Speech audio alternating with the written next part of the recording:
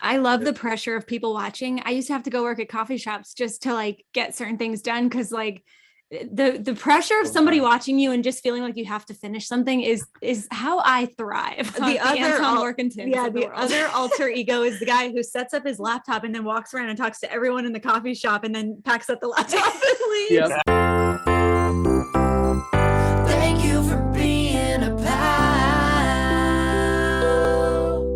What's up, pals? Welcome back to another episode of Pentool Pals, a friendly graphic design podcast between two graphic designers. My name is Canvas Cam of Canvas Design Company. And I'm Cole from Cole Design. Thanks so much for joining us on another week of Pentool Pals. Woo! Woo! What's up, pal? How's your week? How was your week? Week was good. Things are great. Holidays are almost in full effect here. Yep.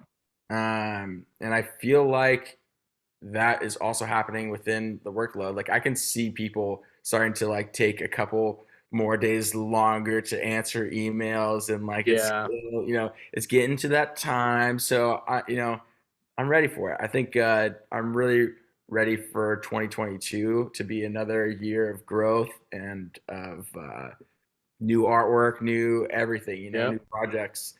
So I'm excited, man. How about you?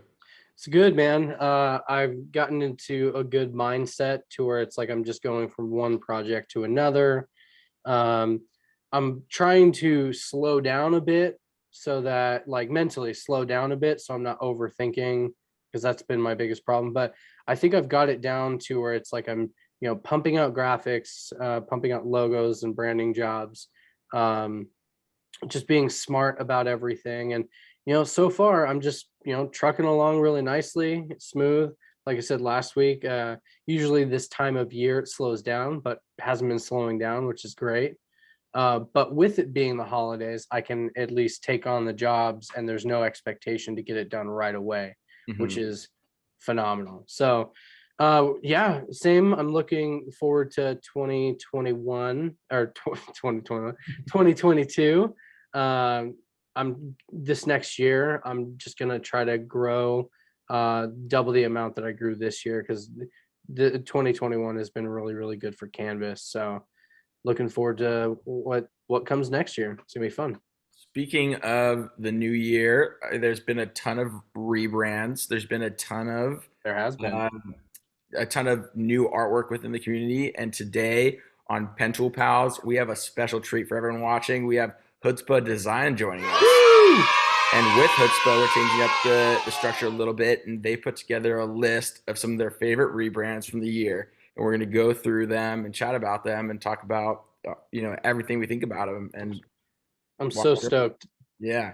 They're super talented, just amazing artists. They crush it in illustration, also with typefaces. I own a couple of their fonts. I'm sure if you're watching this and you know about them, you probably own some of their fonts too. Oh, yeah. So I'm just super stoked to chat with them and talk more about their perspective on these rebrands.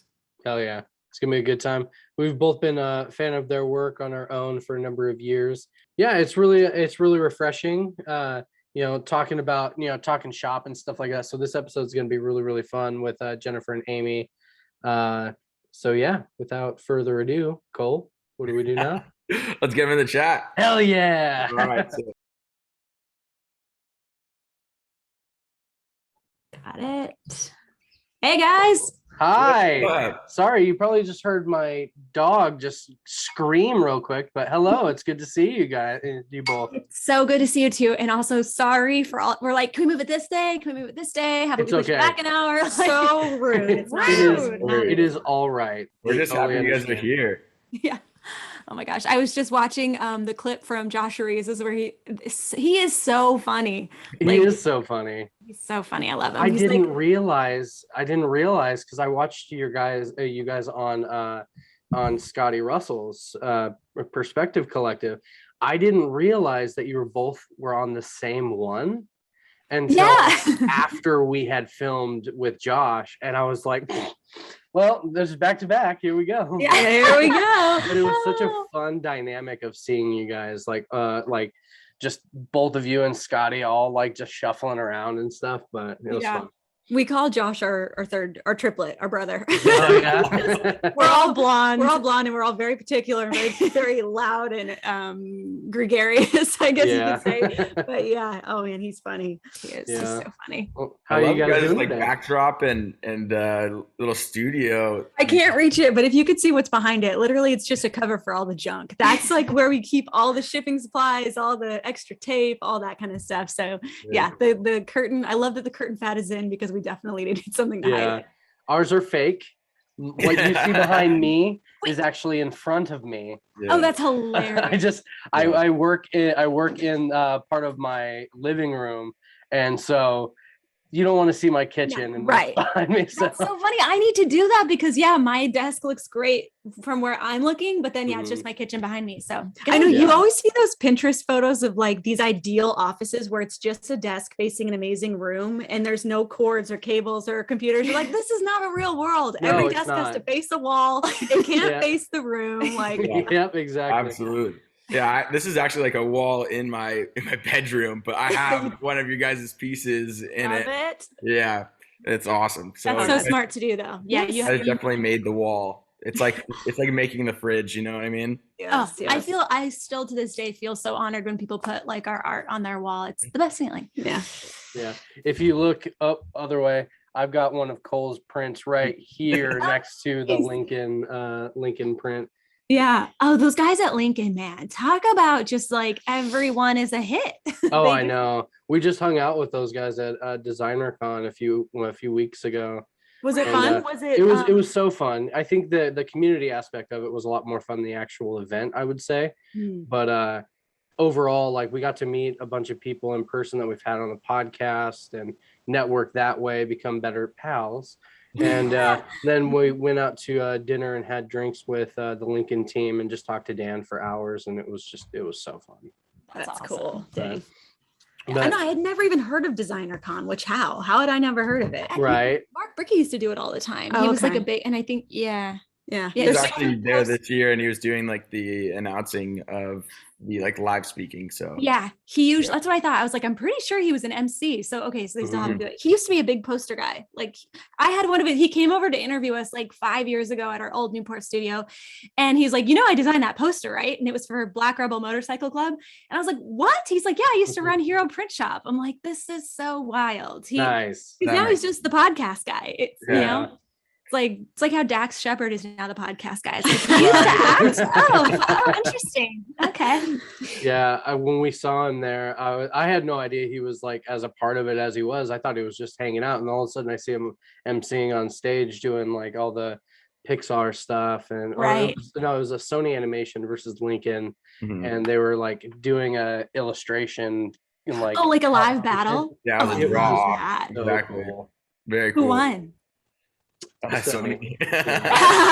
Oh, dang. Well, I mean, they're having to draw every day, just doodle quick, doodle. It was the difference between like people who do that specifically, because it was all about storyboarding, right? And that's not fair then. Yeah, exactly. Yeah. They had a leg up definitely, but it was cool to see the different perspectives between someone who does like illustrations versus like the concepting behind the storyboarding too. Yeah. So they definitely had a leg up, but Lincoln held their own. That's for sure. Yeah, but they clearly set that one up so that Sony would not be embarrassed.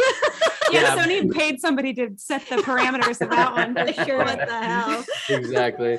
It was cool seeing Brennan and Damaso out of their element and working on like these storyboard things, because they went right into like Tony Hawk bird skateboard mode.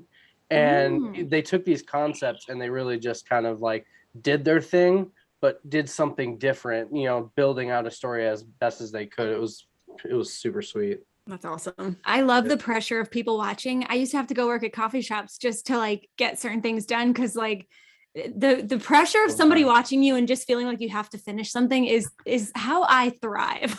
Oh yeah. No, I'll do that all the time. I go to coffee shops to get more work done because like, I have to. In my house, in my little office space, it's like distraction. But but I'll go to the coffee shop and I'll just be like, don't talk to me. Nobody talk to me. I've got But my you know the other person who goes to the coffee shop, the other Anton Workington. yeah, the other alter ego is the guy who sets up his laptop and then walks around and talks to everyone in the coffee shop and then packs up the laptop and leaves. Yep. That's very much not me. I'm like, get the fuck away from me. Like, Yeah, that's I hilarious. gotta work, but Yeah. If you want no one to bother you, you have to get the real big headphones. Like you Yeah. can't wear those tiny AirPods. You They gotta do won't the see Beats it. by Dre. You gotta Yeah. do the big old and it's like don't talk. I can't hear you. I'm yeah, so sorry. I'll just go like this. Even if I'm not listening to anything, I'm like, That was great. yeah. I'm super stoked for this episode, and everyone watching this structure today will be slightly different than what we do in the past. And the Hoodzpah twins have put together this awesome list of the year of reviews that we'll go through. Do you guys want to talk a little bit more about the 5 that you chose? Yeah. Well, I was thinking, I'm like, it's like you can only talk about your own work so much, and then you just want to like, Yeah. But I was like, it'd be fun to do like a recap, just recap Yeah. some of the cool things of the year. So I went through Brand New, which is like one of my favorite blogs run by Armin and Brioni. They do such a good job. And I love that Armin doesn't pull any punches. Like, I think he's my friend, but also like I know he would tear me to shreds, like if he needed to. And if I the work respect was that. not good, Yeah. he would say the work is not good. He would say it, and I really respect that. I was sending out like some just like Christmas gifts this year to like friends and clients, and I was like, oh, I should send one to Armin, and then I was like, I think that's against the code of like you can't bribe the judges. Oh yeah. But so I looked through, and I was just looking through, and there's so many rebrands this year that felt like they were last year, just because time is so weird anymore. Yeah. But like Kia was this year. How is that possible? That was one of my favorites. I didn't know that they rebranded until I looked it up after seeing your list, and I don't think I like. Oh my gosh, what? Cam, It looks so elevated love and in like futuristic, like you could just fly your car to the moon or something. I know, like but like Jetsons are here. and maybe it's just like, okay, when you're like you grow up in a place, and this happened for me. This is a real life experience. You grow up in a place, you drive around this street all of the time, and then you go away for a little bit, or you don't hit that side of town, and all of a sudden there's a highway going right over this area. It's so foreign to me, and I don't know why. It's not a bad logo. It's just I think I'm so used to just seeing the Kia logo how it is. Well, that's funny that you said that, because I read into like the meanings behind, and we should probably do this while we're looking at the Kia rebrand. Yes. But we'll get into the logistics of it. But the meaning behind it, I think, always drives a logo even more than just the look of it and why they did that. And a lot of it had to do with differentiating themselves from other car logos and like removing it from the circle. Yeah, literally every car logo. Well, not every, but there's a lot in circles. Yeah. And there was Think nothing about really. that, but Yeah. yeah, exactly. And then once I did, I was like, can I name another car logo that wasn't in a circle or an oval? And I couldn't. Right. Yeah. And the old logo is just so I'm sorry, I have a boring? circle logo. No, everything looks better in a circle. Like that is a trick. Like if you want to make it interesting, just pop it in a circle. Like there is a reason to it, but yeah, I mean, and it's like endlessly useful in a circle, because the one thing that was interesting, first of all, every car company felt like it rebranded this year, even if they just went flat like Volvo did, or Nissan I think also did that. VW, yeah, but They did go flat, yeah, but Cadillac went wide. And I gotta say, I don't know how I feel about the Cadillac thing. I'm torn, because I really like Colophon Studios type, the new type. And I'm glad they didn't get rid of the full script, like heritage word mark, because I loved that one. Yeah. But the new logo in the one color, the negative space, is so strange to me. It looks like it's all different sizes. Everyone has to Google it. First of all, everyone should just get their phone out and start Googling what we're talking about. It's going to be a very visual podcast, which is kind of a dichotomy. Is it possible to like inset it while we're talking about it? Yeah, that's what we'll do. We'll share our screens, and that way that we can we'll go through and like actually look at it together and then talk about it too. Yeah. Perfect. And then we can on the fly, if you want to switch up and look at something else, we can just do it. Okay. Because I've got more than 5 on. Wait, so are we going right now, or is this just pre-gaming? Oh no, we're going. This is full.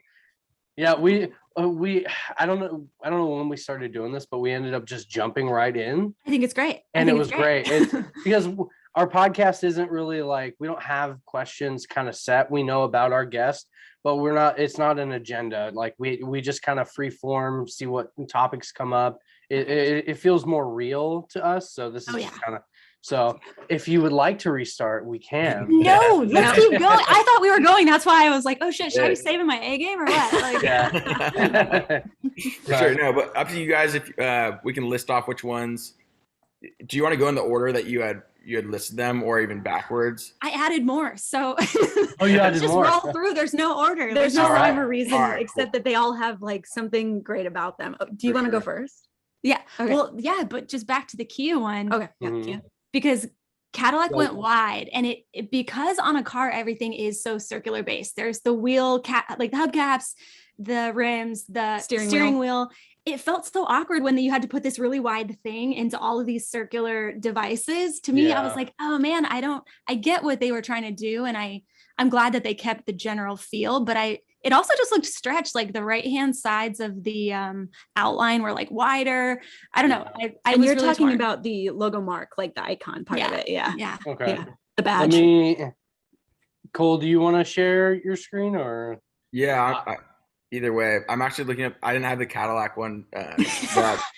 We're throwing you for a loop here. So, can you see this? Herman, It's good.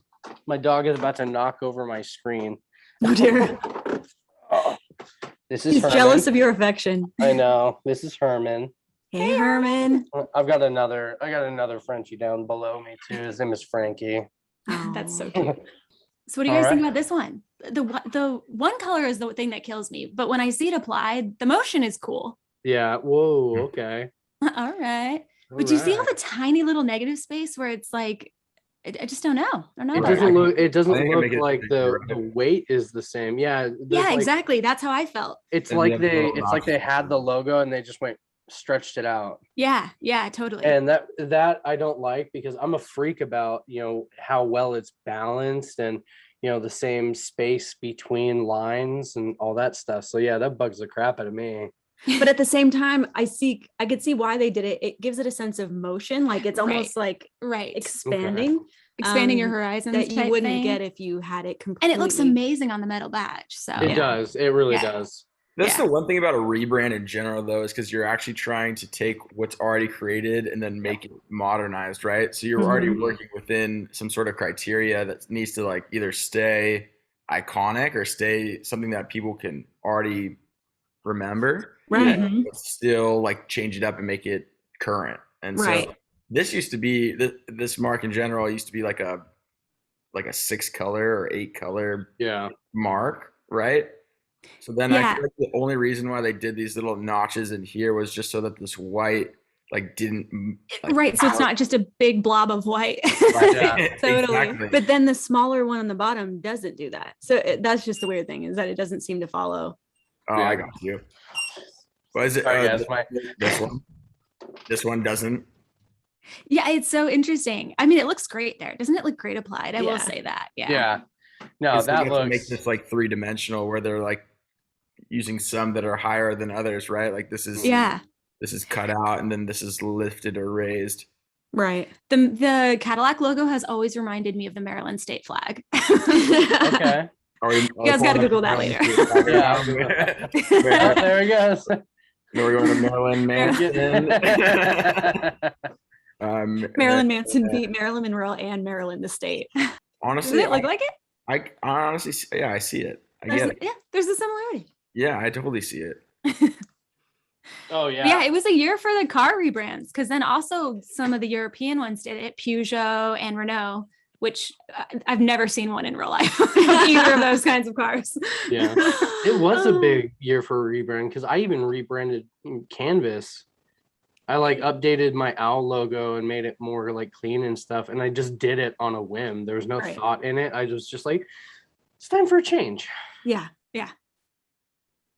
Yeah, I like the Cadillac Gothic though. The angle on the leg of that L is so nice, and the animation, so good. Yeah, I know. I like it when they do the animations. I think that, and we'll talk about Burger King in just a second, but the way that they made their font and then just went all out and showcasing how their font is used and made all the animations is insane. Yeah, it is.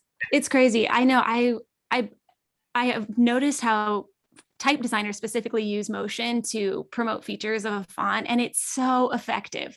And now it's just all I want to do every time we release a font is the first thing I'm thinking about is like, how can we add motion to show off the features? Because there really is so much to show off and so many little details that get lost and no one's going to read about it. Yeah. So you really do have to show it. So yeah, motion can sell anything. I'm more prone to buy stuff when I see it in like, live action. Yeah. When it's like moving and stuff. I feel like that of anything that's coming out of the new age of design is like, how are we making flat images move, whether it be type or logos? It's just like, it seems like there's a new life happening just when you're making something move. Yeah, 100%. Yeah. But yes, swap over it. Burger King is so successful. I mean, they really nailed it. I realize I never ever in my life thought I'd share anything on my Instagram Burger King related, but I did when they rebranded it. I was like, they went back because this is kind of a play on their original logo. Right. And so when they did it, I loved how simple it was. It wasn't like the Burger King logo wasn't like super flashy, but it was. You just don't think about it because you're so used to it. Like, I've seen the same Burger King logo pretty much a big chunk of my life. Right. So when they went back to the original layout, I was just like, all right, like someone in their like marketing department is really smart and hired a good team or a good designer just to kind of, take it back to the old school way. Right. I love it. And I think that one was Knowles Ritchie, right? Right. Yeah. Yeah. They do such good work. They do all the big stuff. Yeah. I think it was Todd Radom that was talking about, he does a lot of sports branding. And I think he did one of the Angels rebrands. He's kind of a legend in the sports like world. You should definitely look him up. Okay. But somebody was like, is everyone over the nostalgic rebrand fad? And he was like, in these times, like people want nostalgia. They want comfort. They want, like familiarity. And I was like, oh, that's so interesting. That's a really interesting way to put it. But I think when it comes to food, like you can never go wrong going a little bit more nostalgic. Because you want some, like you said, comforting, delicious, like warm, comfy. But having said that, I want you to look up something else. It's called Brutal Burrito. It's by a studio called Tres Tipos Gráficos. And let's see. Yeah, and what country is that one in? I think it's in South America, but so this brand for this burrito shop, which is just one, I think it's just one, there's not a chain or anything, but they totally defied any sort of trend that for food and beverage, and for restaurants, but it's not completely like pointless or random. They based it off of the inspiration of, those like graphic or rather they're like LED signs that you can like program to say like what the specials are of the day. And you see them in a lot of like, Mexican restaurants or kind of like in downtown LA, they have a lot of them and they just like street vendors. And exactly. It's very iconic to street vendors and little hole in the wall shops like this that have great, like legit like tacos and stuff. And like the receipts you get. Exactly. That's what I initially had thought of when I saw this is just like a receipt. It's like, almost like a typeface that is pushing the text that is on a receipt and exactly look like consistent. Yeah, exactly. Because the computer and the printer, that's the only kind of like bit type that they could find. Right. Exactly. It's the only thing it's capable of doing. That's awesome. Yeah, they did like a brutalist approach almost to like food branding, which I would normally say like that's a horrible idea, but it looks amazing and it's so unique. And then they took it further with this like pattern that they then leaned into, which is really cool. But they just went, I think it was such an interesting like defiance toward a genre that you would expect for, 100%. For any sort of restaurant, but it works so well. And it still kind of makes you think, oh, this is going to be a legit, like, hole in the wall spot, but it's like designed to perfection. And it has this kind of street style, like sense to it too. And it doesn't really fit in with any sort of like, or it's not like hyper trendy. So I think it will remain iconic in its own right, like for years and years and years, even though it is very experimental and kind of new. So I thought that was really successful how they pulled that one off. Yeah. I think it pushes it even further when you have like really cool photography to with, Yeah. The value of good photography, it cannot be overstated. We used to kind of skimp on it. And then we met a friend named Scott Snyder and Patrick Gandock, and they do our photographs for either, our portfolio pieces or for just like our studio shots. And like, it's such a game changer. Yeah.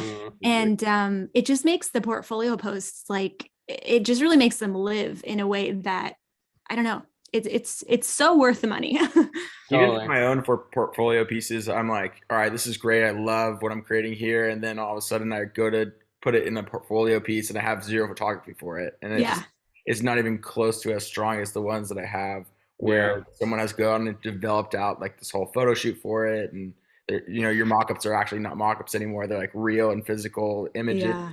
Although I'm surprised at how much I can get away with too. If I can't afford photography in the budget, or the client, if you have a stock subscription somewhere, which we have like Adobe stock, like even if you just make your own mock-up from a stock photo that's like really good, that's not the same mock-up that everyone's already using from Creative Market. That can still give you an edge and make it feel real in a way that. But here's the thing, there's only what percentage of the world is graphic designers? Let's say like 0.025%. Yeah. Like who cares if 0.025% of people know that you used a mock-up? You know what I mean? One time I tricked my photographer friend. He was like, wow, this photo looks beautiful. And I was like, thank you. It's like, I got him. I didn't have the heart to tell him. It felt wrong that you made it. I used I used some stock images and made some mock-ups for this one job. And I got maybe 3 more jobs that came back later on, not all back to back, but they were like, oh yeah, we loved seeing it like physical and like they made all this stuff. Like I did one for my local bike shop, who's a buddy of mine, and I put a fake sign on the side of his building. They were like, that sign is so cool and stuff. And I think it's just like, it's okay to make, fake stock imagery to kind of like portray the story. One, you're selling your client on, on the look and the vibe. If there's any questions on how it'll work, you're kind of telling them how, this one icon, this one badge could work apart from the rest of, what's in your kit, and kind of instructs them on how to use the kit as well. But also to people who are kind of like looking at your business and looking at your design work, you'll sell them as well to have them trust you that you're going to kill that, like not kill, but you're going to like do that job really well. So I know I keep trying to stop saying you're killing it. I'm like, I know this feels wrong. I'm trying to stop saying killing it and hey guys all the time, because not everyone is guys, and it's like embedded into my brain. I know. I started saying, hey y'all, we're from the South. So I never did it because we grew up in New York and California. So we're not really from the South, but when I moved there, everyone would say it. And we're actually from Bowling Green where the tornado hit. So it's pretty intense, but yeah. So we're starting, so you got to do, hey y'all, or my friend says, hey folks, like Obama. There you go. I just say, hey, hey everybody. Hello everyone. Hey everybody. Oh, this is interesting. I hadn't seen that little. This is like going into kind of the full brand of like one animation, just everything they made for it, This is amazing. But this also goes into something that's really interesting, which there's 2 schools of thought, where the type that they're using, which is this brand font right here, is actually not exactly the type that they're using in the logo, but it feels so close, right? Because it has that bubbly feel. But it's like serif. Yeah, but there are some brands that use their brand font is the font that's used as their logo. And some people would say, oh, it kind of like dilutes the value of it. But I think if it's unique enough of a font, it can actually add like a lot of like personality to have that brand font repeated. Totally. It's only in specific situations, I think, does it really work. But like Simon Walker did a brand font for Pizza Hut and it turned out amazing. It's absolutely stunning. And it's based on the kind of the Pizza Hut, that old vintage or retro serif. Yeah. Yeah. Cool. And actually it has very similar feel to the Burger King, a very retro. They went back to their old classic Pizza Hut logo. Yeah. Okay. I have another one for you all. Look up Lepuzz, Lepuzz. And this was a rebrand, or it's actually just a new company, and it was branded by Thought Matter. And it's a puzzle company.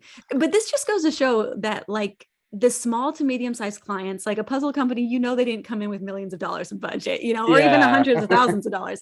But the small companies usually have really creative ideas, and you're usually able to get away with a lot more creatively than the larger ones, where it has to be a lot more restrained to appeal to a much broader audience usually. And it just has to have a lot of like longevity, right? Sure. But look how fun this is. Seriously. And if you keep scrolling down, at some point, like a banana sundae flies through. This color scheme kind of reminds me of like the good guy dolls from the Chucky movies. Okay, yeah. I'm gonna make a confession right now. I've never seen Chucky.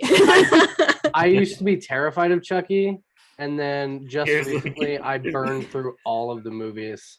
Yeah. Do y'all remember? Are you old enough to remember? Like, it's Friday night and mom takes you down to Blockbuster. You get to pick a movie. Mhm. Yeah, absolutely. Okay. So us too. So I just remember specifically walking by the Hellraiser cover and being like, that is going to be scary. Like just being so scared of like, just like one day I will see that film. Have you seen it recently? Like walk down the scary movie aisle, I wouldn't even go near it. So really, dude, the Hellraiser movie is so like, it did not age well. No, that really. Oh, yeah. Yeah. What I will say about the Burger King rebrand though is like it fully broke the internet. Like I couldn't scroll down my Instagram for like 2 weeks after this was. It was everywhere. It was everywhere. My friend Shannon Labar, she owns Purveyor Branding Co. here in town, and she did a whole blog just about this rebrand and how important it was. It's funny that a fast food industry is catching our attention like this. Right. And it from a design standpoint in the design community, it's cool that these mainstream trends are being picked up by these like big mammoth companies, and they're actually thinking about how important design is. Yeah.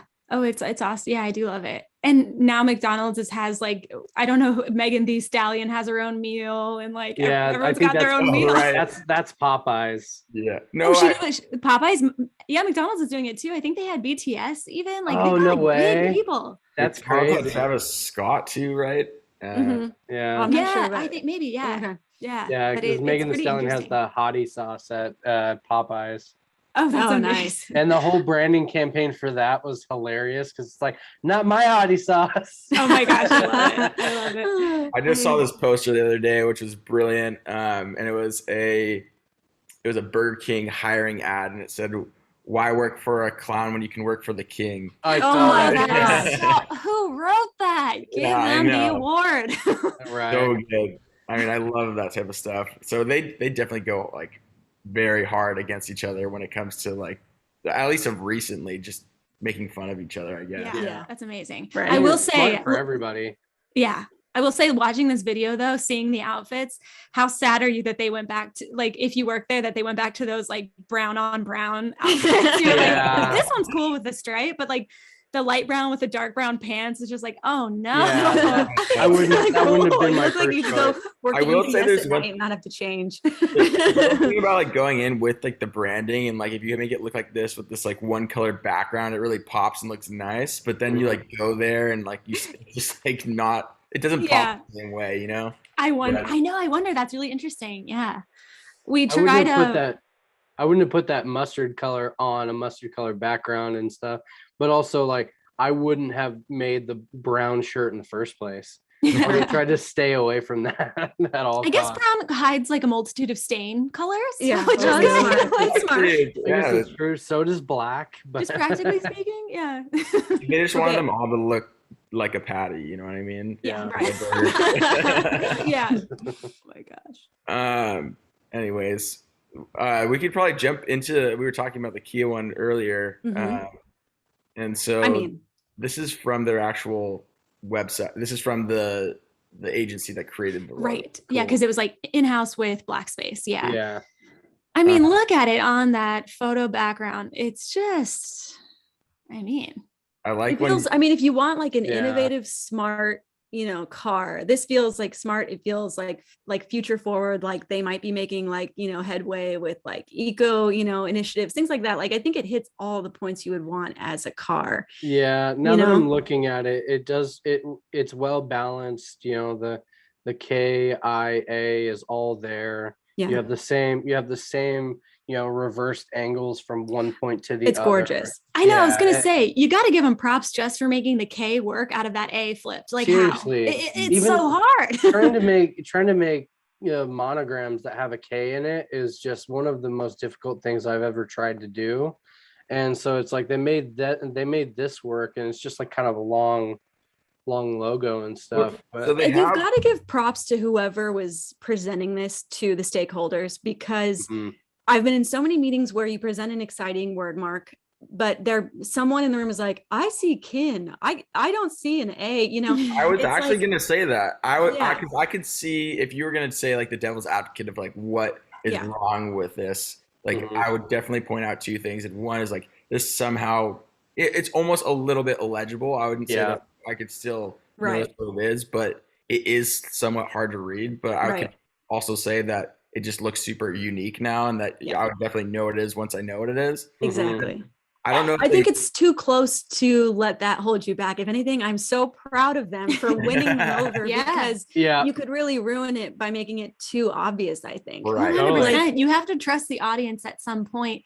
It's like those Hallmark movies that just, hammer it in. It's like, we get it. They Yeah. like each other or whatever, it's like, make it a little bit clever, make it a little bit mysterious. Nobody likes the like needy, extra devoted person. You always Yeah. want the one who plays a little hard to get. You want a So, little like, mystery. yeah, you want a little mystery. Like, Yeah. so it's like, just, I think that sometimes we don't give our audiences enough credit, just as, brand designers ourselves presenting to clients. Sometimes it's like, they will understand it and they will know it once we use it in context. You have to kind of think about it outside of just the logo on a sheet of paper, which is why, going back to photography, it's so important to do the mock-ups and to show it in context. Yeah, to show it in context in the presentations. We just did a big presentation on one of our bigger projects of the year.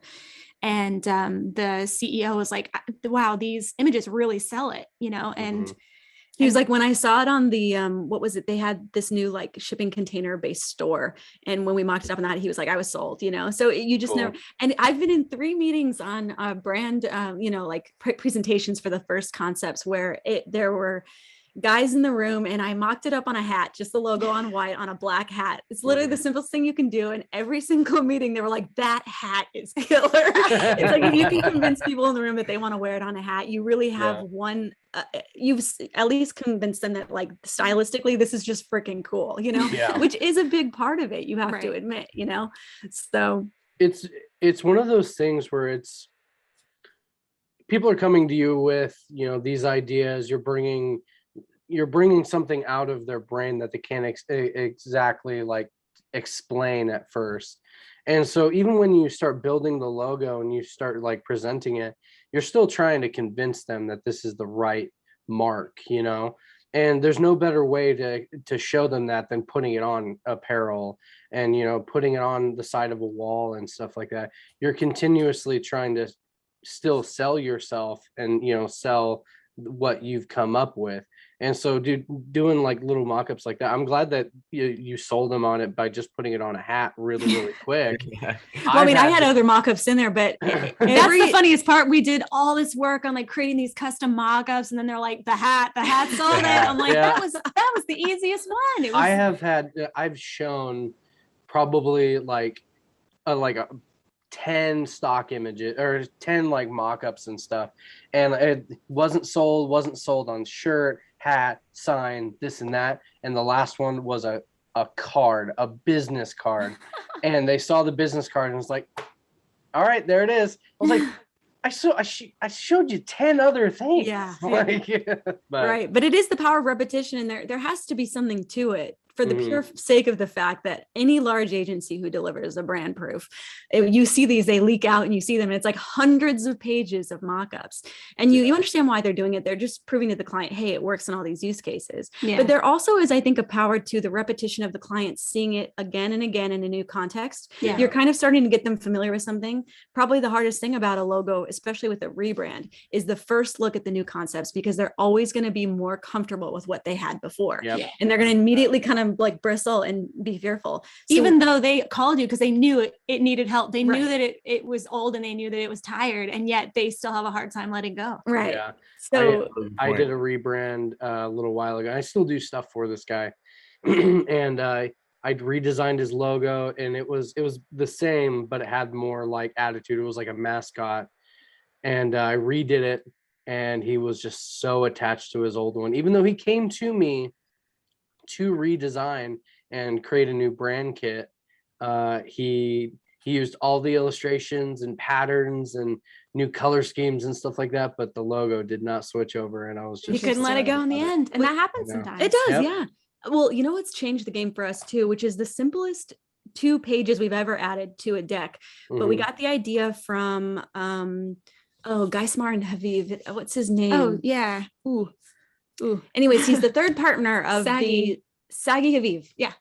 He did a presentation at Adobe Max where he walked through a brand proof that they presented, and they work with people like Peacock and Discovery Chase. Channel. Yeah. So they work with these big brands. And one of the Mhm. key pages he puts in right before he shows them any design work is he says, you probably won't like the logo at first. And he says, any Interesting. good logo, it puts you out of your comfort zone just a little because it's supposed to be unique and different, and that's going to be uncomfortable for you. Yeah. So he kind of prepares them to almost like Yeah. hate it. And so then when he shows Crazy. them the work, almost always they were so worried about what they were about to see that what Mhm. comes after is actually a relief to them. And we added something like that in. We didn't say you'll hate it, but we Interesting. said, don't worry if you don't fall in love with it at first, because any great logo, and then we show really iconic logos, but then we point out why they're all really weird. Like if you look at the Visa logo, it has a Yeah. weird little tick ear at the end, like why?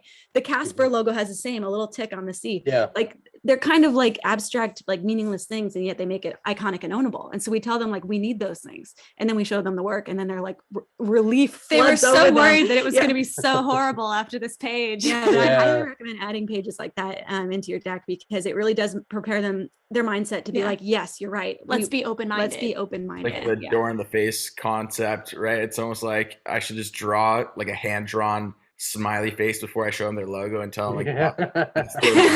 Right, You know, yeah. yeah, like so what do you guys think? Yeah, and then, yeah. and then Mhm. show them like the logo, so that way you just compare something that's not as good to Right, right. That's I so like funny. that. I like that a lot. Okay, Oh, I have Yeah. 2 more, which I think show 2 great extremes. One Okay, is great. called Moopers. If you look, Moopers. Moopers. All right. Sorry, spell it one more time. Moopers. Moopers. Okay. And it's pug clothing. It's such a niche brand. Ah. It's insane. But look at this word mark. So That's yeah. I think there's a big trend, which we all know, we've all seen it. The Should I cute. sign up for There's something that's like so Okay, beyond cute, and literally there's no wrong way to do it unless it doesn't fit the product at all, obviously. Yeah. But I think you can really get it, and we're like this. We like more is more. We like stuff that's fun, and I think you can actually cover a lot of sins that.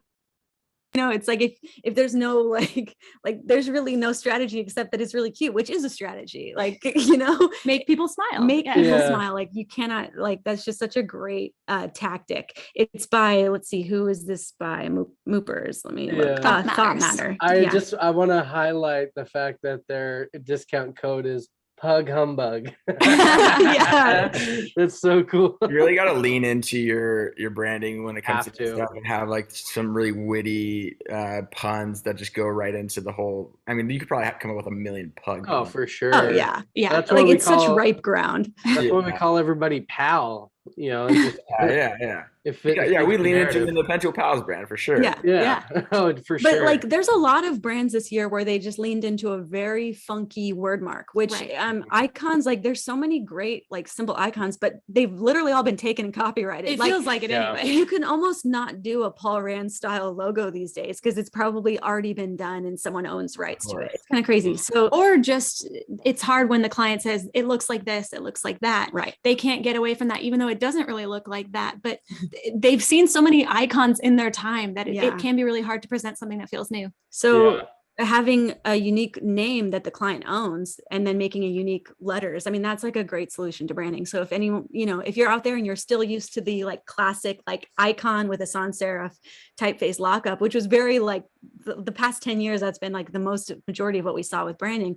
Like this is a new way to get creative if you are like interested in type design and custom type, Yeah. But I know for us, or at least for me, when we started getting into drawing our own type, I think that was a big part of it for me. I started to get really just like, how do we create something new with the logo mark, and Yeah. it just felt like a lot had already been done, which of course everything's been done before. And it's, there's still endless possibilities. Like Sagi Haviv also said, like, there's a red star for Macy's and there's a red star for Heineken, but we still recognize them within the context of each of their spaces. So Yeah. it's like there's room to, redefine things. redefine things. But that being said, being able to create custom type for, you know, the word mark that is already very unique in itself is just such a great solution. Yeah. Having that skill set was, I think that was a big reason why we got into type design. Yeah. I really want to get you guys' opinion on the ABC rebrand. You guys had it in your notes prior to talking with you guys, but something that basically is exactly what it is, but just changed up to become like something slightly different. Like I want to get you guys' perspective on the difference. I hope they have a side by side of what it was versus what it is now. Yeah, I know. I'm curious about the applications because I think that's the big place where sometimes when you hear rebrand, it's easy to be like, it looks the same. And it's like the logo looks the same, which they kept. That means they were trying to keep brand equity. Yeah. But the application system is what completely changed. And I think this is one of those cases where you're like, you see the, you know, brand new posts, the before and after shot, and you're like, I don't see it, you know? Yeah. It went flat. That's all I see, you know, but then you see the applications and you say, oh, okay, I see. Like this is just overall a completely different brand look, but it does make sense. They lost the sheen, you know, which I think is a win. Like, big win. Seriously. And they also went retro because, you know, if you look back, it's, I think a few of their earlier images are scrolled down, but yeah. But it does still feel very much the same, which I'm sure was kind of the goal. It looks like mostly the supporting type and, like you said, the design system of how they use layout and type is really the thing that's changed more. But because this almost is like the opposite of what we were talking about earlier about how you may not like this because it's going to feel uncomfortable to you. So now you're having something that probably feels very comfortable to you, but we're going to show you a whole different way of how you're going to use your brand. Yeah, right. Yeah, there's nothing about this that is like, it's just very, it's expected, but it's also, that's ABC family. Like ABC is like supposed to be vanilla, the and safe option, right. and warm, Even and within the somewhat name, tasteless. You they're know, not like trying to be HBO out here. right, like, even within the name is basically saying that I am vanilla. I'm a little ABC. basic. What should the name of our company be? ABC. There we go. That's good. That's like what you would do, like if you were a plumber and you're like, we want to show up first in the phone book. You know, it's like AAA plumbing, AAA plumbing. Right. What should my password be? I was just gonna say that. Yeah, exactly. Except theirs actually goes back to American Broadcasting Company. Yeah. Right? So it's like there was actually like there is. Yeah. Thanks for giving them the credit. Right. Okay, look up. This one is so freaking smart. I loved it. It's called Bourbon Time, and it was done by Leo Barnett. It's a sub brand for all of there's like a group of bourbon companies that actually have joined together to create this brand that promotes the time to drink bourbon, which they have made 6 to 7 o'clock at night. So it's that top one, 6 urban 7. So, but they replaced the B and the T with a 6 and a 7, which this is really hard to do and pull off and retain legibility, like we've talked about. But it's close enough to where I just think that was executed so well. And the photography was absolutely beautiful. Yeah, and this was kind of like Burger King, where when it came out for like a couple days, everybody was like retweeting and talking about this one. Yeah, it was done so well. 6 to 7. Very nice. Yeah, that's that's ballsy. And you know what? Like, there's nothing like, I love that it does not adhere to any trend. It feels still very timeless, which bourbon, I think, you know, again, you have to go a little bit heritage. Yeah, right? It feels heritage, but it also doesn't feel like the same old stuff we've seen before because of the 6 and the 7. Like, they really did something really unique. It's really branding around a campaign, you know, like Reclaim 6 to 7 as the happiest hour. Yeah. And they had this amazing like launch video, and just everything about it was really well done. Yeah.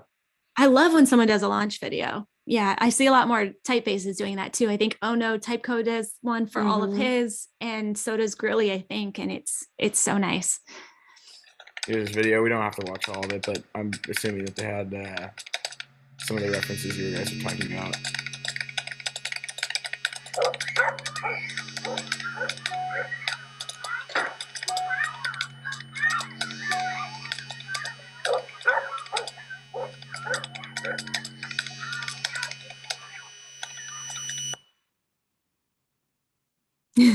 Oh shit. Well, here we go. But it came out during the beginning of the pandemic when, like we were all like burning both ends, you know, the candle, and it's like you're at home. And I just thought it was really smart time to launch it. And then also it was just really well done. And there was no like, you know, like trendiness to it, which I love trendy stuff too. Don't get me wrong, but it's always like interesting when I see something that's just very classically done that just still feels relevant, you know? Yeah, Absolutely. I really like this one. I really do too. It's one of those things where, you know, you look at it and go, simple can really be the best option. You know, you don't have to go over the top to tell a story and stuff. Most of my work is very like, you know, logo illustration based. And so it's like looking at stuff like this, you know, it tells me like, hey man, like kind of cool your boots a little bit. Like you could definitely tell the story with just a type and not like an icon. It's hard though, Cam, because I feel like we're also a illustrative background. So like my default is always to want to illustrate an icon and also I almost feel like I'm not working. Like if I don't show the client that I've like really executed a lot of what you can tell has been a lot of manual labor, which is like, oh, I see they've done a lot. On that one, they probably took as much time, probably more. Oh yeah, but, for sure. You know, the restraint is something that you do have to get comfortable with, because the confidence to present something restrained to a client, like you do have to have it. Oh, for sure. Yeah. It's almost like I feel like an obligation, because like I'm charging a good fair amount. Yeah. And you want to show them, you know, that you actually worked hard. But some people, they're like, oh, well, all you did was just type out, you know, this and that, and why am I paying that much? And it's just like, it's because I have the experience, and I sat down and I really, really, you know, broke it down, and I spent a lot of time on this. But also, like, you're not getting crap work. Like, this looks really, really good, because you know, it's like, do you want to scroll Adobe fonts for 3 hours till your eyes bleed? Fine, go ahead. No, I'm just kidding. But to be honest, it is so hard to have an eye for type, even somebody else's fonts. So it's like that in itself is really, you know, that is definitely. It is interesting too. And because we started out more as design and then got into branding, there's a difference between like setting a brand that's going to be the long-term solution that has like, you know, longevity, versus setting a campaign for the next 1 or 2 years and like the style that's going to like, you know, pair with that brand.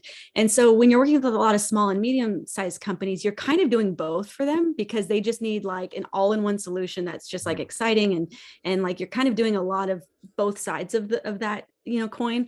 And then when you know, get up to some of the larger companies, like you really are, it's much more restrained. You know, you aren't doing something that's just going to look cool for today and tomorrow. I don't know. It's just like different mindsets you have to go into it, depending on who you're working with. I like what we're talking about like the confidence to basically present a minimalist logo, because when you're first starting out in design, I felt like I had to overcompensate for my lack of experience when I'm talking to a client, and just tell them like this and this and this, and like I'm almost like talking them out of the thing I just created for them, right? Yeah.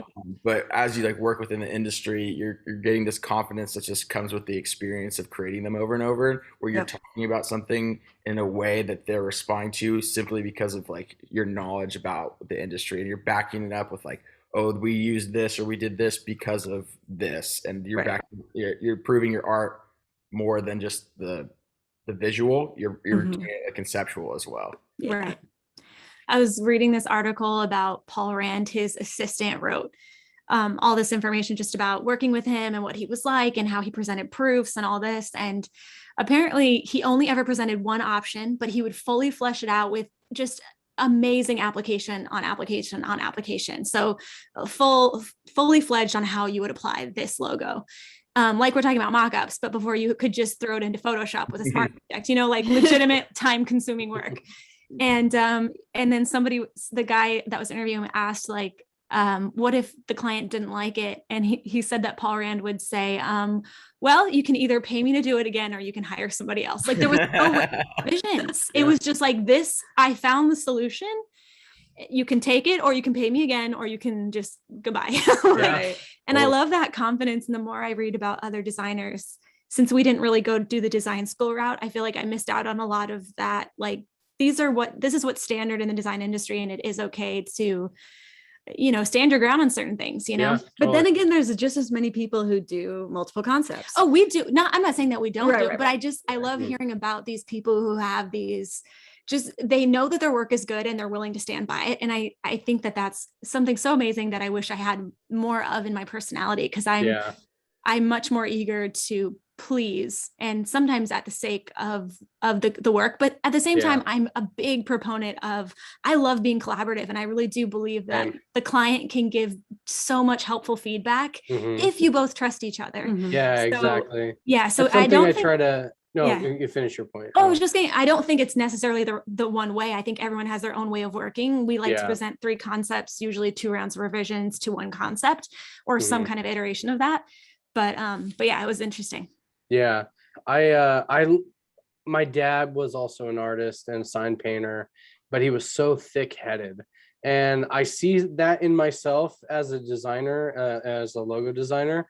But I realized that my best work came from proper communication, and so it was one of those things where I have to be, one, honest from the beginning and just say, hey, you're not going to hurt my feelings if you don't like this concept. You be very open with, telling me what you like and dislike about this logo concept and stuff. Just so when we do hit the revisions, it's a lot more smooth. I'm all Totally. about I'm all about, just open communication and transparency, so we don't run into those things right off the Mhm. bat. But I noticed when I stopped thinking that fully, there is a confidence behind all my work, but when I stopped thinking that I'm always right, that's when my work started getting better. And it's like some of my best work has been when I've taken their suggestions in mind. There has been Yeah. times where it's like I've presented a really good looking logo in my eyes, and when they want changes, and they're just like, ah, man, that this is a really cool thing, I'm really, really proud of this. And then with their revisions, it looked 10 times better. Then on the flip side, there has been those ones Right, where of course. you hand off There's something, just That's as many the- where you're like, there's well, I'll never just show as anyone, many but That's the one thing just as about many social media turds that too. can come out of that too. But That's the big thing about social media is like when you first start as a designer, you don't like really realize how everyone else does it. You guess like what the price point you should be at is. You guess like how many rounds of revision you should do, or even if there is like a limit or cap, you're just like pleasing them and making it over and over.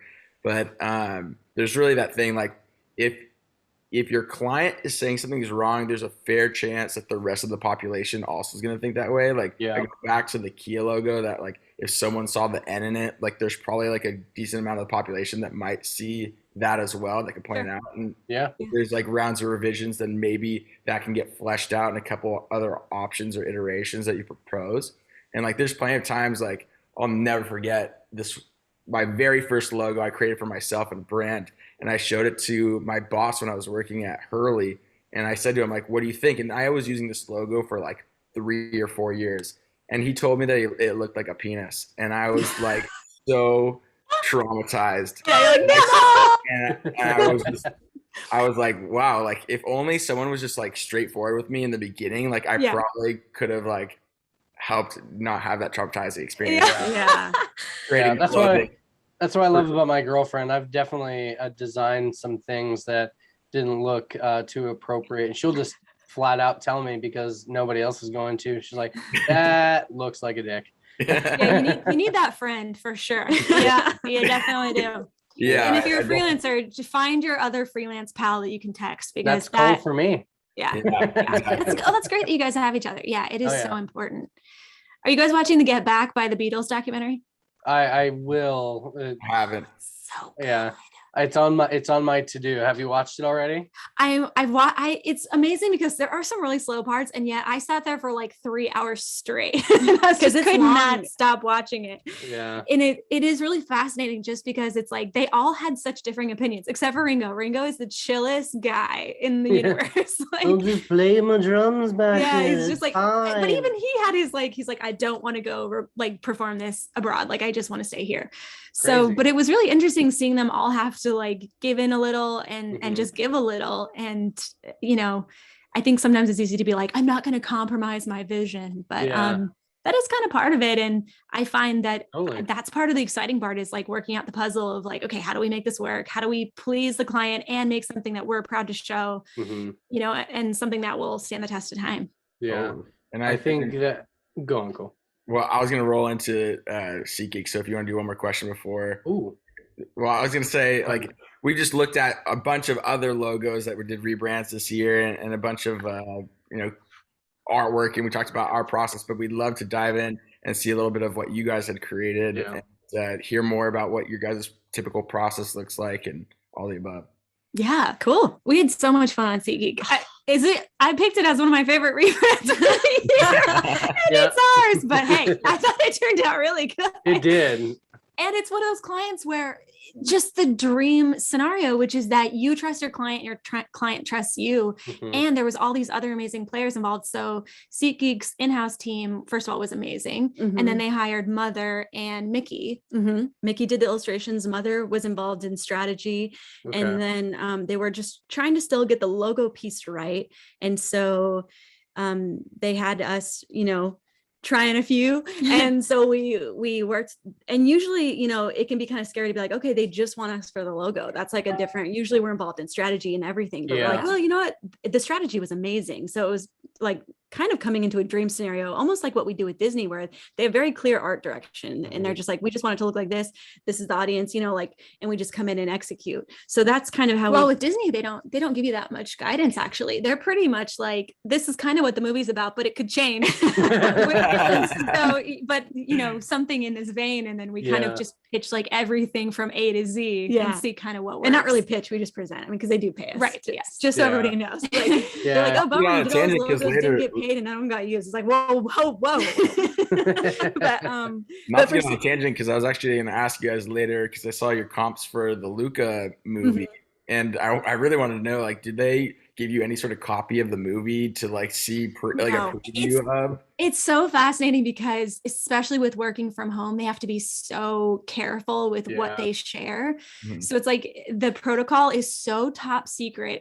I feel like I work for the NSA. It's so top secret, the way that we have to just the way we share files and everything. But you're working so early that they're still fleshing out the story and they're still changing the story. Like they don't even potentially know how it's going to end sometimes. So it's like we were working on it and we just kind of knew a little bit about like the place that took place. We got to see a couple of character sketches, but they still hadn't finalized really characters.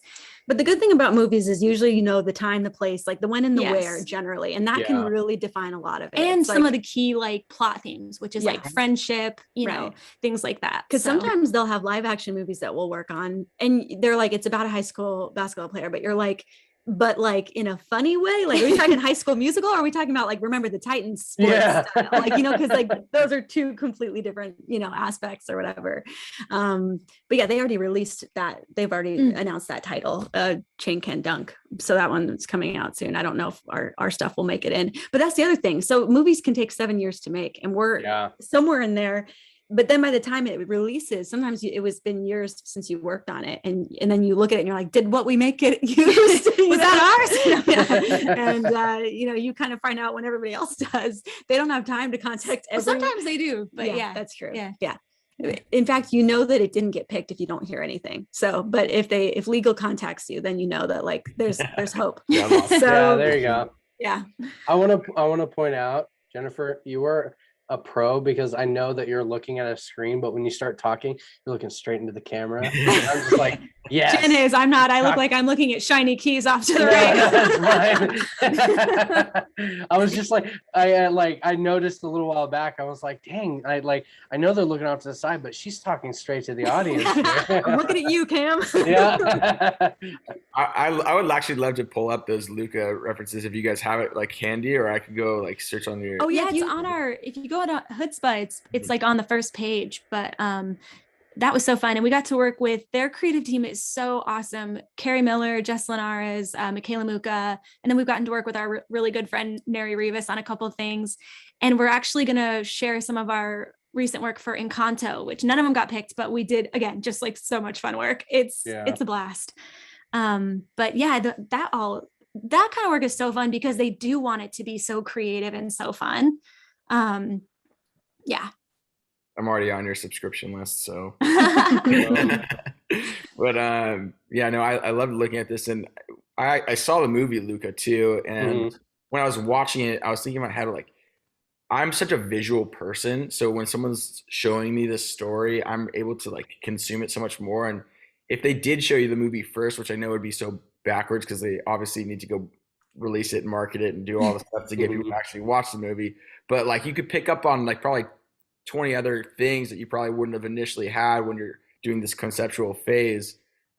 So I wanted to know how much information they gave you before you went to go. Oh, pretty much they said it's going to be kind of a Deco era, a small seaside town in Italy. So kind of draw reference from like, you know, that kind of era of sign painted, like little bakeries and Italian like pasterias and stuff. And then they said a Vespa is a big part of it and they're sea monsters. Like that's kind of all we knew. So awesome. Which is plenty, to be honest. So we just played it. They said, you know, it's the water, it's the beach, like, and spoiler alert, if you haven't watched it, I have, and I get all this.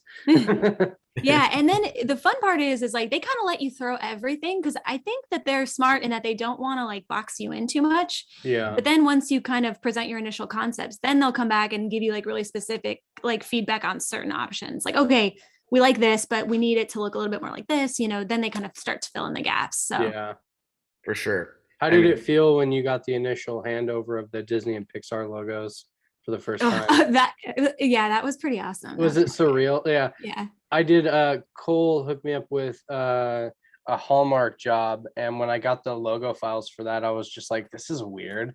Yeah. I have the official Hallmark logo. I know, on it's my hard drive. So cool. Yeah, it's such a big part of just like our everyday culture in life. Yeah. Well, that has to be the most exciting part. If you go to the Seat Geek project now on Hoodzpah, which is up there, so they just sent me photos they went to a game when they knew that the Seat Geek branding was going to launch in stadium at Barclays for the Nets game. And I was like, oh my gosh, please take photos. Even if it's on your iPhone, like, I don't care. I need to have these because for so many years, I've been so jealous of Mackie Saturday, who has done like all these like Instagram logo and Unsplash, and he sees them everywhere around New York and he'll take little photos.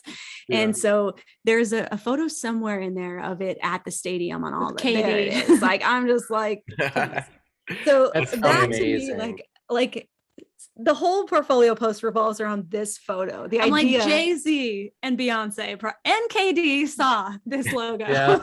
Yeah. That's amazing. That's like me and Cam were talking about this one. Who was it we were talking about? I think it was Clark Orr, where like we would go to events where we made the logo for it or something, and like we just made the joke that like no one else cares except us about like what's happening in front of us. But we're like, do you tell them that you made the logo or like? Right. But you know, I've done that before, and the person was so annoyed that I had stopped them.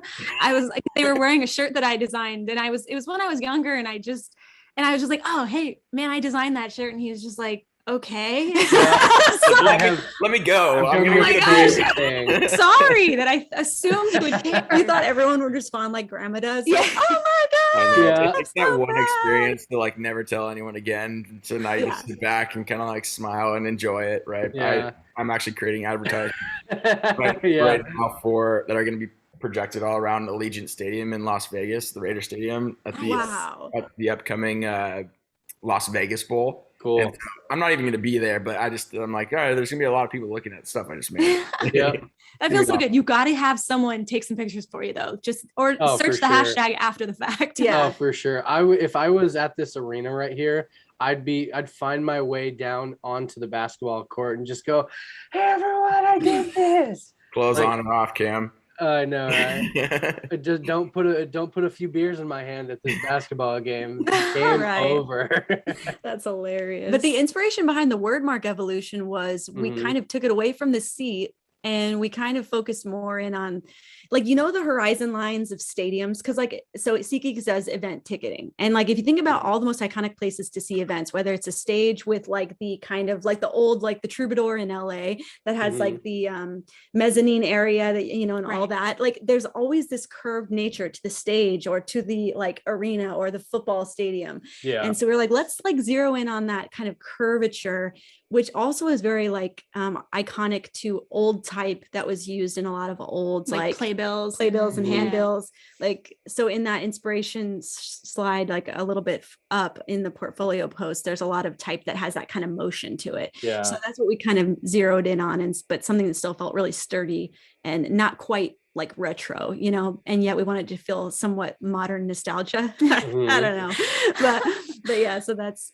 where that came from. That's awesome. Right. And earlier we talked about how everyone's different whether they just propose one logo and say this is it, and you know, pay me for this or pay me again to make another one. Like, or you know, we talked about a little bit more of how everyone can either create a couple options, do rounds of changes. What does that process usually look like for you guys? And how have you seen the most success in whether you give like the more options or the less options? Oh, I have feelings about this one. Yeah. I find that I read this really interesting article about the reason that Trader Joe's is so successful because they sell more product per square foot than Whole Foods, all the other ones combined. Like they are so profitable per square foot because they don't give you a ton of options. When you go to Whole Foods, as much as I love Whole Foods, and I do, you go and you're completely overwhelmed by choice. There's too many options, especially with health food brand choice, because like there's no like familiarity, especially if you're someone trying to become healthy. And you're just what are these brands? There's no recognition. Yeah, totally. And Trader Joe's only has like maybe 2 or 3 options, and they're all, a lot of them are just the in-house brand. Oh, it's all in-house except for like yeah. And they also, you know, that it's going to taste good. You're going to get a good variety of like world flavors, international cuisine. It's not just going to be like, you know, all American food. Mm-hmm. So they have all these things going for them. And I have just always, I love that as an analogy because getting overwhelmed by choice is a very real thing. And we used to present, I remember back in the day, we used to sometimes present, like this was when we worked at a print house, but you would present like 12, 13 concepts, like pretty much if you made it, show it to them. Yeah. You know, and yeah. And I mean, even with portfolio posts, your old teachers would tell you like, you just need like 5 or 6 good ones. Don't just throw something in there to throw it in there because you're going to start getting clients who want that kind of work. And if you're not proud of it, like you're just going to be making more of it. So, you know, I think I really feel that like 3 is the max that we should show. Although sometimes we will show 4 if it's like an iteration of a similar concept, just executed slightly differently. But I found that 3 to be the perfect number. That's I try to concept sketches. Like I try to do like 3 to 4, sometimes 5, but I've always tried to narrow it down as best as possible towards the end of my process before I present the ideas, just because, you know, even when you throw in an ugly duckling, we just talked about this before, sometimes filling the concept board, it will kind of stab you in the back a little bit. Oh yeah. If you don't like it, don't present it. They'll pick it. It's the age old thing where they say, oh, they picked the worst one. Well, why'd you present it? That's on you. Exactly. Oh my gosh. Have you guys seen that on Hulu? There's a documentary about Von Dutch. Do you remember that brand? We just watched it. Yeah. I watched it. And then I was like maybe 45 minutes into the first part. And I said, Cole, you have to watch this. This is a documentary for us. Oh, it's so fascinating. And if you remember how hot Von Dutch was in like the 2000s. Crazy. But that's hot. Yeah. And like how different it is from the inspiration, the source inspiration, and how far the brand can get. Like I think it's so fascinating for anyone who's interested in brand because you can see how like they just spun it into something completely different. Yeah, but in there, one of the founders quotes P.T. Barnum, who says, never underestimate the poor taste of Americans. Yeah. And so it's like, and we've all been there, like the person with poor taste who wears rhinestones in the thousands, like, hey, it was hot, like whatever. That's really like total tangent. And then like I was watching it with my girlfriend at the time. Not at the time she's still my girlfriend, but when we were watching the Von Dutch thing, she was like, "Oh, that reminds me of Ed Hardy," and I was like, "Oh, you know, it does." And at the very end, the artist then moved on to start Ed Hardy. It's so funny. I was just like, "Wow, that's crazy how you even were able to point that out, and you don't really know anything about like this in general, you know." So it's crazy. That's my biggest fear is to have something, because it's almost become a joke now, but like, you know, Ed Hardy, like all these original artists that created this stuff, like they were like amazing artists. Like it's sad that now their names are associated with something that's kind of a joke or a trope from the 2000s. Yeah. You know, or even like Sailor Jerry is now like, oh yeah, we all have the, you know, the swallow tattoo, but like that's over. I'm like, that kills me. And I never want to be overexposed to the point, or to, I'm a little bit obsessed with like keeping control and keeping Hoodzpah small, because it's like, I never want it to grow to where it becomes, this thing that it wasn't meant to be. Like there are things that become iconic to generations. The generation after them will hate it, but then 2 generations later, it will have a revival. You can't control it. You can't. Okay, but this is another fascinating like brand takeover. If you know, 2 Buck Chuck, the Trader Joe's in-house wine. So it actually started Charles Shaw. Charles Shaw was actually a very, very esteemed winemaker, and it was very expensive and very niche. But then he fell on hard times and he sold the brand. Well, he sold the brand name too. And this guy who does Franzia, you know, the boxed wine, he picked it up and pretty much just mixed it in with sugar and like made it like super palatable to average Americans. Well, that's too like where there's Franzia, and then like even in my college days, we'd take Franzia and like slap the bag and drink it, you know, because it was like, it's something that they probably would have never, ever, ever thought that their brand would turn to, similar to like Smirnoff Ice, where you're like icing someone, you know, that's that you can't even pay for, right? Well, then you have like people well, look at the Twisted Tea explosion. Exactly. Some dude was calling some other dude the N-word. He said, "Say it again." I didn't hear about any of this. Oh and my then God. all of a sudden, Twisted Tea was back, baby. Dang. Crazy. I'm gonna have to Google that. I didn't even hear about that. Oh, you hadn't heard about that? Oh yeah. So it was like this viral video. This guy was drunk in a liquor store, and he was bragging about how hood he was. And it was this white guy, and he kept on saying the N-word around this black guy, and then he started calling him the N-word, like as like homies with the A. And he said, "Say it again." And he's like, "Well, I could say whatever I want." Oh no. Tags him over the head with the Twisted Tea. And it went viral. So then Twisted Tea just started blowing up. And then all of a sudden, interesting. It was so interesting. And from a marketing standpoint, because like my background is like advertising and marketing for my old day job. And so it was interesting to see this Twisted Tea was totally under the radar. All of a sudden, with some viral video, all of a sudden their sales are going out the roof. Now they have enough money to feed back into the marketing, you know, do these like really high-end commercials and all that stuff. It was just crazy to me to see. That is crazy. So much of it's luck, isn't it? That's like the ocean spray. It's influence, like all of a sudden now everybody's seeing Twisted Tea because of this video, and they're like, "Oh, I want to go drink it." It's similar to like when the cranberry juice got huge, when the guy on the skateboard, ocean spray. Yeah.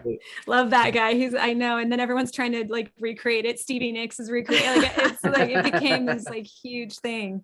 That's just the type of stuff that you could never ever plan for. I just realized. So the bicycle shop that I designed stuff for, I designed a Twisted Tea can like spinoff for Grizzly Cycles, and I just realized that I never picked one of those up. Oh, you gotta get one. Yeah. I want to go back to some of you guys' work before we start getting off, and because I love your guys' illustration work along with all the other work that you guys do. Oh, I got to give credit to that. That's Mickey. What's his last name? Juzik, Djuzik. Yeah, Mickey killed that illustration. Without the illustration, I don't know if it would have been as exciting of a rebrand as it was. I think it played such a huge part of like setting the tone and setting the feel. Yeah. I didn't mean to go and give him. No, you're good. But Mickey did an amazing job. Scroll up a little bit, Cole. If it wasn't this one, then I want to go into some of your other illustration work. Stop right here for a sec, Cole.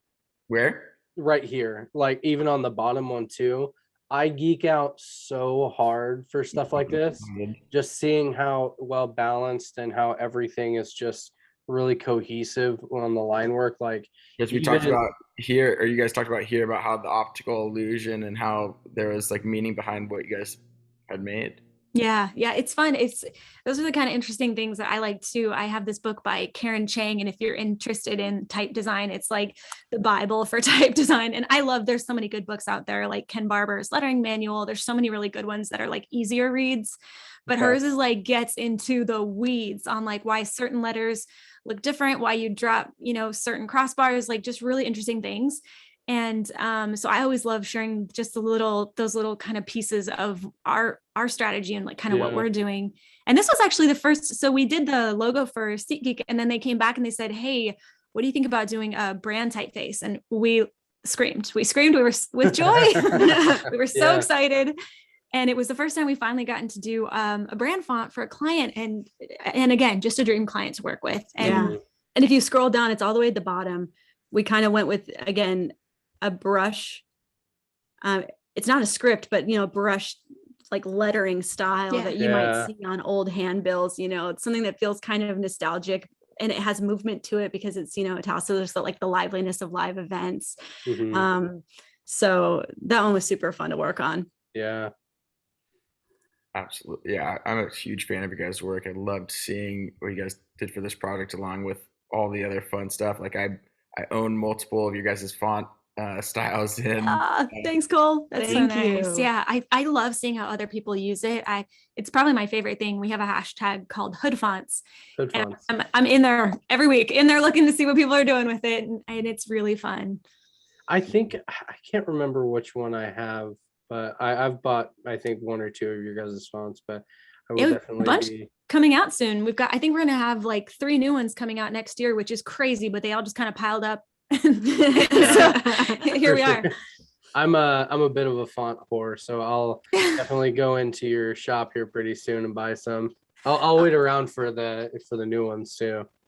I was trying to convince Jen to let me make like hats or t-shirts that said font slut, but she thought it was a bit too crude. Oh, that'd be great.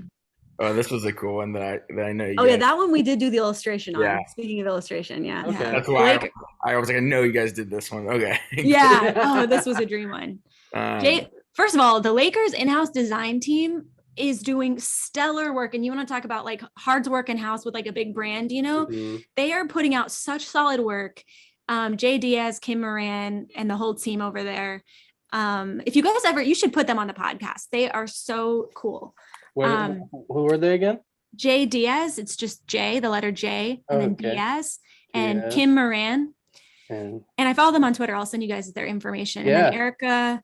And I think they hired some new people, but I haven't met them yet. So, but like the graphics they put out every year, and they just slightly update it every year for each season. And it just feels so new, so fresh. And yet it's a system that is easy to do, because in sports, they'll tell you it is grueling. I mean, the MLB has it the worst because they have so many games, but like they have to watch the games and be live creating these graphics for the social team.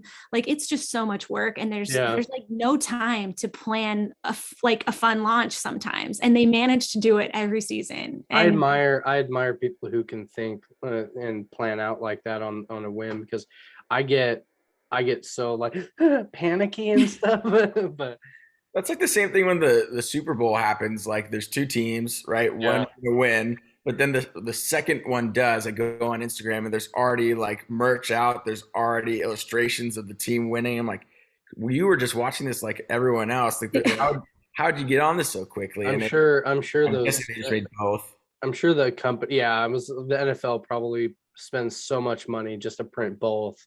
Yeah. And I think they were talking about, there's all kinds of other countries that have all of the losing, the donated losing t-shirts. Like, as part of like relief packages, they give them like t-shirts. No, I've heard that too. I heard because they got a lot of heat because they used to burn it. I know. Why would you do that? That killed me when I read that. Yeah, there's so many other countries. I mean, I laughed at the idea of them sending it to other countries and stuff, but that's the best route to do it. Yeah. People need clothing and like that's perfectly good product. Don't burn a hoodie that some kid in another country could use to get warm. I just love that someone's gonna grow up thinking that like the Suns won the 2021. Yeah, I just love that's the whole thing. Because I mean, obviously, it's disinformation at like its core. And it's most charming. Right. But I mean, it was so awesome to go through all these brands with you guys and talk about your guys' own work throughout all of it. I'm a huge fan of everything you guys do, and I'm so happy that you guys had come on and chatted with us. Yeah, thanks for I've been having looking forward to chatting with both of you for so long, and we had to reschedule, and that's okay. The build up to now, we got to do an end of the year review on some rebrands. Totally worth it. And it was so good talking to the both of you. Yeah, thanks for having us Cam. on. Thanks, Cole. Yeah, before you leave, for anyone who's not following the Hoodzpah Twins, go ahead and shoot them a follow. And will you let them know where they can find you? We're at Hoodzpah Design on most things, except for I think YouTube is just at Hoodzpah. But it's only us and a Jewish rapper, Hoodzpah. So if you search it, you'll find one or the other, and I'm sure you'll enjoy And both. give him a follow too. Yeah, there you go. That's awesome. Before we go, is there anything you guys want to leave us with? Ooh.